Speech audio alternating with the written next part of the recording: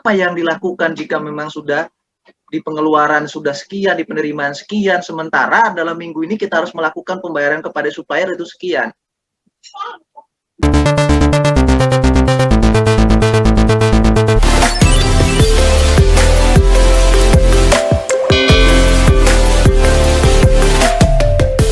Assalamualaikum warahmatullahi wabarakatuh.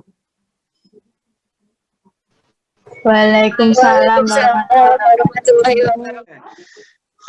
Oke teman-teman, saya kembali ya. Saya masih penasaran gitu ya.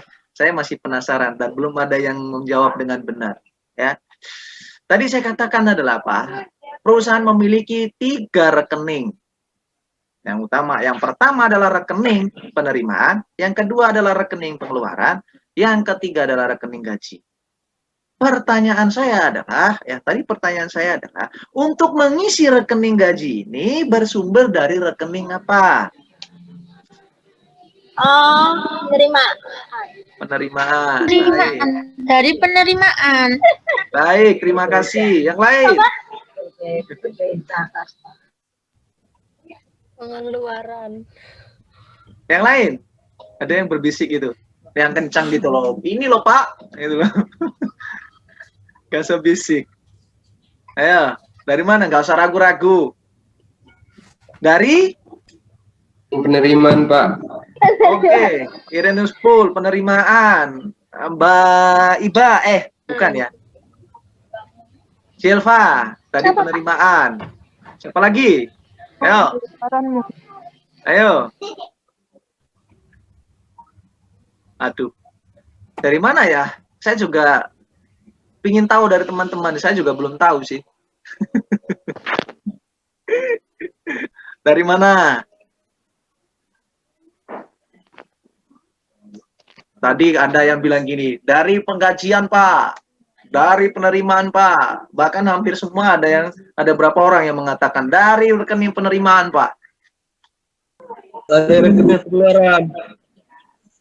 Salah satunya dari Mas Robertus Manto dikatakan adalah rekening pengeluaran.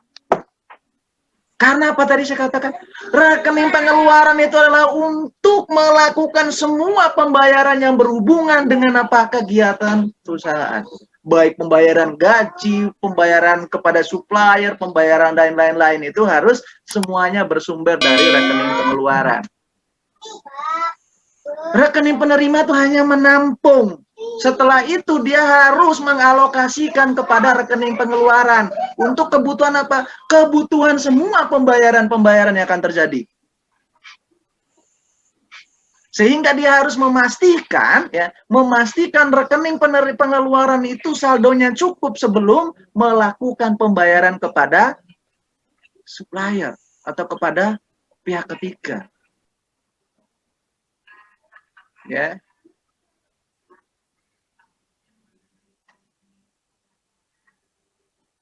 Rekening penerima itu hanya sifatnya menampung semua. Dia menampung semua pemasukan ditampung, setelah itu dialokasikan. Saldo pengeluaran saya sekian. Pembayaran dalam minggu ini totalnya sekian. Gunanya seperti itu. Jadi gini, ya. Rekening pengeluaran untuk mengontrol kapan dia harus melakukan pembayaran besar, kapan dia harus melakukan pembayaran kecil. Dia harus memikirkan, dalam minggu ini saya harus melakukan pembayaran kepada supplier itu sekian miliar. Dilihat saldo di rekening pengeluaran.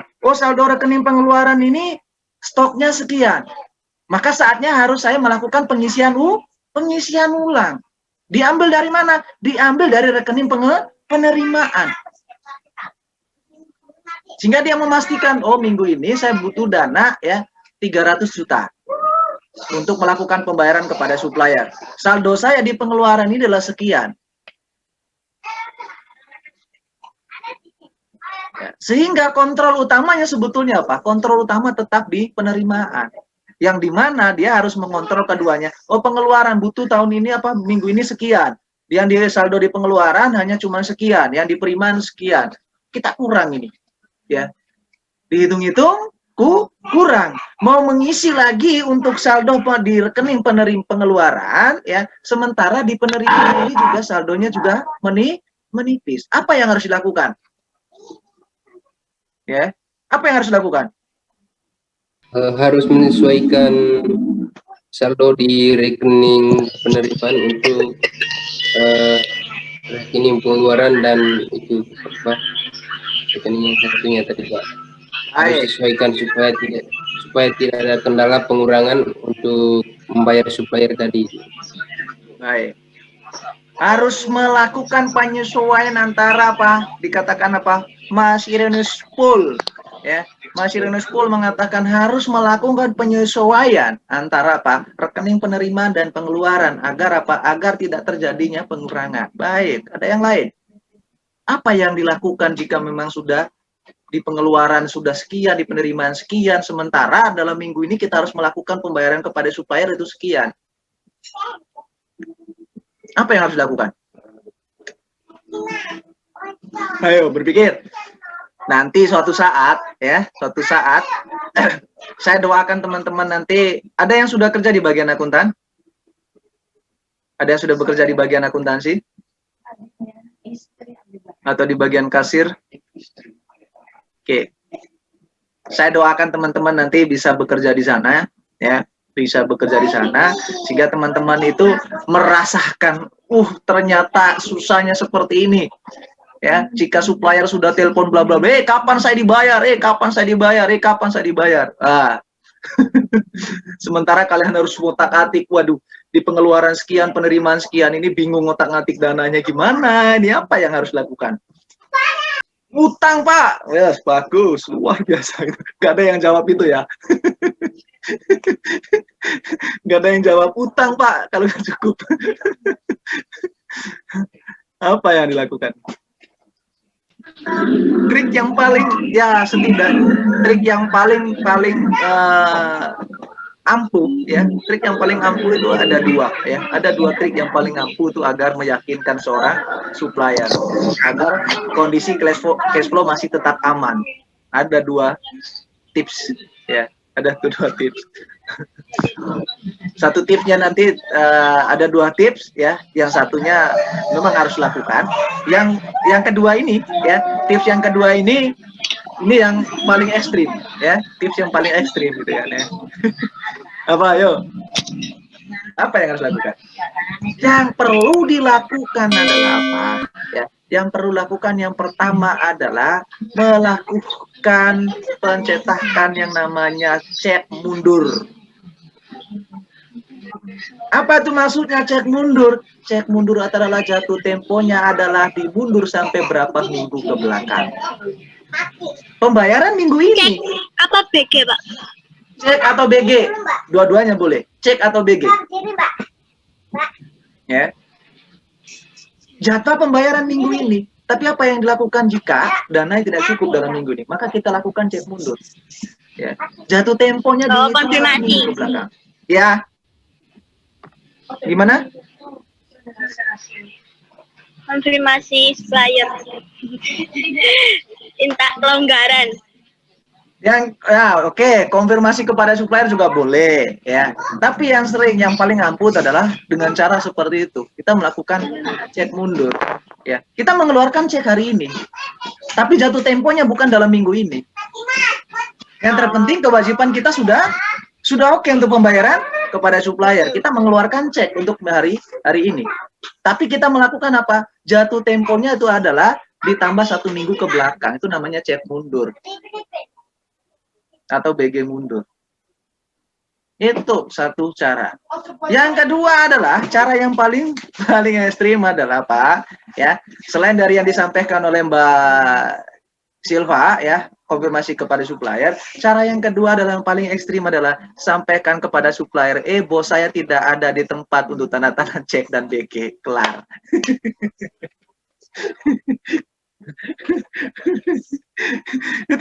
itu yang paling ekstrim, ya, yang paling ekstrim. Telepon kepada supplier jika ditelepon, mohon maaf ya, bos kita sedang tidak ada di tempat, maka kita tidak bisa mengeluarkan cek BG karena tidak ada yang tanda tangan. Selesai masalah. Namun hati-hati teman, kalau ini selalu sering, ya, ini juga akan mempengaruhi pada performa kita. Akan mempengaruhi kepada penilaian dari supplier kepada kita. Jangan memasukkan barang di situ. aduh pembayarannya, aduh ribet gitu kan ya. Pembayarannya ribet, mundur, ada alasannya itu bosnya nggak ada lah, ya, atau dan lain sebagainya, ya. Sehingga teman-teman ya, seorang akuntan itu memang benar-benar bagaimana dia mengolah ya, mengolah uang itu ya agar tetap aman ya. Jangan sampai banyak uang ya, pemborosan juga ada. Meskipun banyak uang ya, tetap harus melakukan pengendalian. Dibuatkan jadwal untuk pembayaran si A, si B, si C itu harus dilakukan jadwal. Gaji pun kita harus mengatur gitu kan ya. Misalnya gaji mingguan gitu kan ya, gaji mingguan. Ya. Namun teman-teman ya, teman-teman di prakteknya yang paling diutamakan itu apa? Yang paling utamakan itu kalau kita sebagai seorang akuntan itu yang paling utama itu adalah kita mengamankan posisi pembayaran gaji, itu paling utama.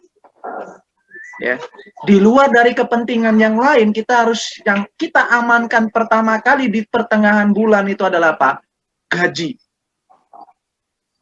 Kita harus sudah mengisi saldo rekening penggajian itu di pertengahan bulan untuk mengamankan ya. Karena apa? Kalau kita tidak digaji maka tidak bisa makan.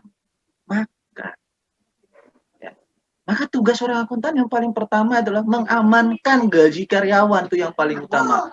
Habis itu baru ya memikirkan untuk pembayaran supplier dan lain sebagainya. Jangan sampai untuk bayar gaji karyawan sendiri aja masih mikir-mikir atau masih ngutang. Ya. Oke, teman-teman. Saya ucapkan terima kasih banyak kepada teman-teman untuk yang hadir hari ini ya. Terima kasih banyak yang sudah hadir hari ini, baik yang hadir tepat waktu maupun yang hadir tidak tepat waktu. Tetap saya ucapkan terima kasih ya. Dan semoga apa yang kita pelajari hari ini, apa yang kita diskusikan hari ini memberikan manfaat kepada teman-teman sehingga nanti suatu saat teman-teman sudah sampai di lapangan, teman-teman tidak kaget apa yang harus dilakukan. Hal apa yang pertama yang perlu dilakukan oleh seorang akuntan. Ya. Jika teman-teman diposisikan sebagai pengelola cash flow atau pengelola kas kecil, maka harus dipikirkan hal apa yang harus dikerjakan. Ingat tadi yang saya sampaikan adalah yang perlu dilakukan, yang pertama yang perlu diamankan itu adalah terkait dengan apa? Terkait dengan gaji karyawan. Ya, itu yang paling pertama dari seorang akuntan itu adalah untuk mengamankan nasib-nasib dari para pekerja. Setelah itu baru memikirkan untuk pembayaran lain-lainnya. Ya, baik untuk itu teman-teman. Kita cukup sampai di sini untuk pertemuan hari ini. Kita ketemu lagi di minggu depan, ya. Boleh dong videonya dinyalakan semua gitu ya, jika berkenan. Ya, silakan dinyalakan semua videonya. Saya mau ambil gambar teman-teman. Saya mau membandingkan di posisi pertemuan terakhir di tahun kemarin dengan posisi pertemuan pertama di tahun 2021 tahun ini.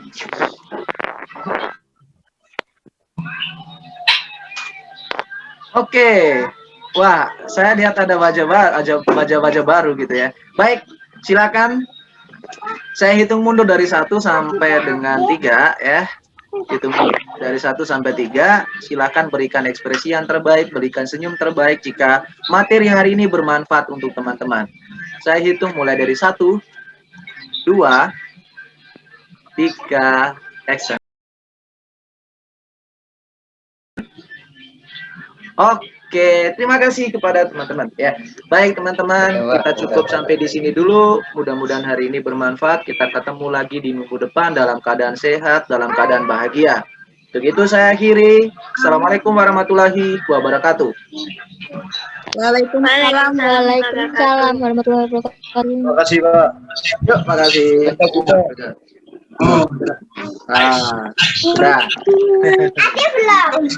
Sudah. Sudah.